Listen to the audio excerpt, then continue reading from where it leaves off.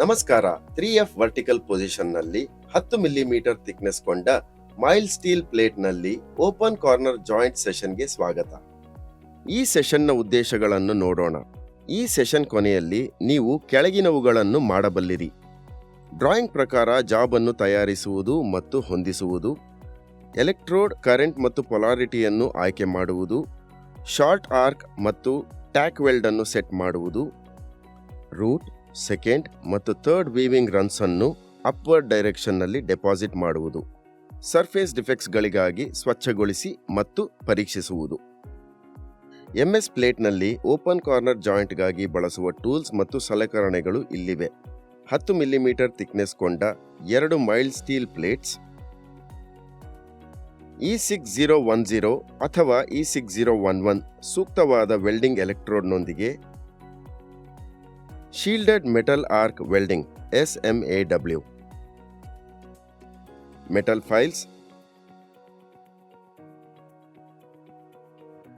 Clamps, welding table, wire brush ಮತ್ತು chipping hammer. Shielded metal arc welding SMAW ಅನ್ನು ಬಳಸಿಕೊಂಡು 3F vertical ಪೊಸಿಷನ್ದಲ್ಲಿ 10 millimetre thickness mild steel ಪ್ಲೇಟ್ನಲ್ಲಿ open corner joint ಮಾಡುವ ವಿಧಾನ ಇಲ್ಲಿದೆ.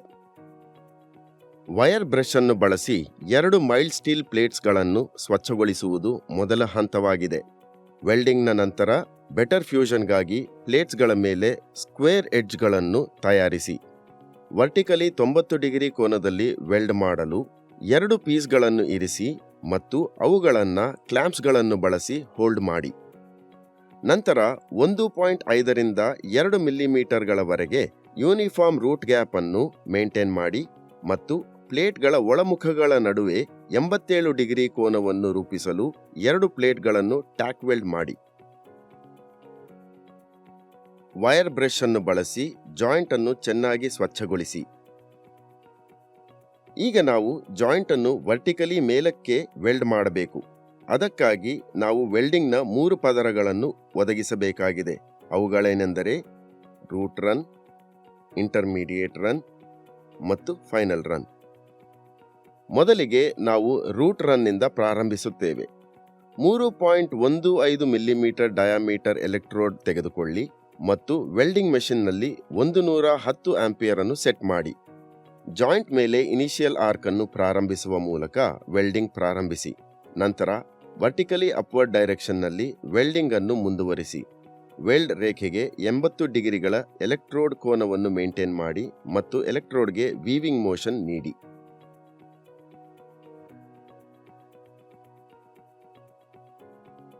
ರೂಟ್ ರನ್ ಪೂರ್ಣಗೊಂಡ ನಂತರ ವೈರ್ ಬ್ರಷ್ ಅನ್ನು ಬಳಸಿಕೊಂಡು ವೆಲ್ಡ್ಮೆಂಟ್ ಏರಿಯಾವನ್ನು ಸ್ವಚ್ಛಗೊಳಿಸಿ ಮತ್ತು ವೆಲ್ಡ್ಮೆಂಟ್ ಏರಿಯಾವನ್ನು ದೃಷ್ಟಿಗೋಚರವಾಗಿ ಪರೀಕ್ಷಿಸಿ. ನಂತರ ರೂಟ್ ರನ್ ಮೇಲೆ ಇಂಟರ್ಮೀಡಿಯೇಟ್ ರನ್ ಅನ್ನು ಪ್ರಾರಂಭಿಸಿ. ಇದಕ್ಕಾಗಿ 4 ಮಿಲಿಮೀಟರ್ ಡಯಾಮೀಟರ್ ಎಲೆಕ್ಟ್ರೋಡ್ ಮತ್ತು 160 ಆಂಪಿಯರ್ ವೆಲ್ಡಿಂಗ್ ಕರೆಂಟ್ ಅನ್ನು ತೆಗೆದುಕೊಳ್ಳಿ. ಎಲೆಕ್ಟ್ರೋಡ್ ಕೋನವು ವೆಲ್ಡ್ ಲೈನ್ನ 80 ಡಿಗ್ರಿಗಳಾಗಿರಬೇಕು ಮತ್ತು ಆರ್ಕ್ ಲೆಂತ್ ಚಿಕ್ಕದಾಗಿರಬೇಕು.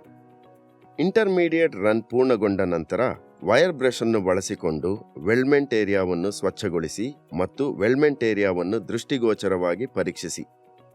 ನಂತರ ಇಂಟರ್ಮೀಡಿಯೇಟ್ ರನ್ ಮೇಲೆ ಫೈನಲ್ ರನ್ ಅನ್ನು ಡೆಪಾಸಿಟ್ ಮಾಡಿ. ಅದಕ್ಕಾಗಿ 4 ಮಿಲಿಮೀಟರ್ ಡಯಾಮೀಟರ್ ಎಲೆಕ್ಟ್ರೋಡ್ ಮತ್ತು 160 ಆಂಪಿಯರ್ ವೆಲ್ಡಿಂಗ್ ಕರೆಂಟ್ ಅನ್ನು ತೆಗೆದುಕೊಳ್ಳಿ.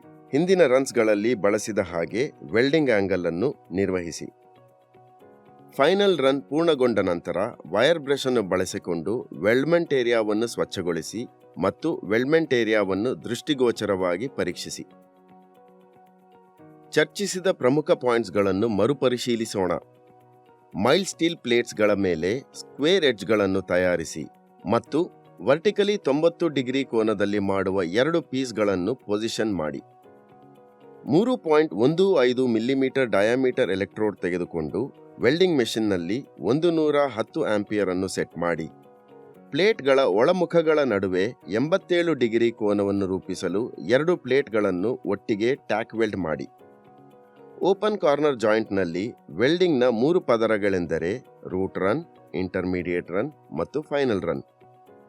ಪ್ರತಿ ರನ್ನಲ್ಲಿ ವೈರ್ ಬ್ರಷ್ ಅನ್ನು ಬಳಸಿಕೊಂಡು ವೆಲ್ಡ್ಮೆಂಟ್ ಏರಿಯಾವನ್ನು ಸ್ವಚ್ಛಗೊಳಿಸಿ ಮತ್ತು ಅಂತಿಮವಾಗಿ ವೆಲ್ಡ್ಮೆಂಟ್ ಏರಿಯಾವನ್ನು ದೃಷ್ಟಿಗೋಚರವಾಗಿ ಪರೀಕ್ಷಿಸಿ. ನಾವು ಈಗ ಈ ಸೆಷನ್ನ ಅಂತ್ಯಕ್ಕೆ ಬಂದಿದ್ದೇವೆ. 3F ವರ್ಟಿಕಲ್ ಪೊಸಿಷನ್ನಲ್ಲಿ 10 ಮಿಲಿಮೀಟರ್ ಥಿಕ್ನೆಸ್ ಕೊಂಡ ಮೈಲ್ಡ್ ಸ್ಟೀಲ್ ಪ್ಲೇಟ್ನಲ್ಲಿ ಓಪನ್ ಕಾರ್ನರ್ ಜಾಯಿಂಟ್ ಬಗ್ಗೆ ನೀವು ಉತ್ತಮ ತಿಳುವಳಿಕೆಯನ್ನು ಪಡೆದಿದ್ದೀರಿ ಎಂದು ಭಾವಿಸುತ್ತೇವೆ. ಮುಂದಿನ ಸೆಷನ್ನಲ್ಲಿ ನಿಮ್ಮನ್ನು ಭೇಟಿ ಮಾಡುತ್ತೇವೆ.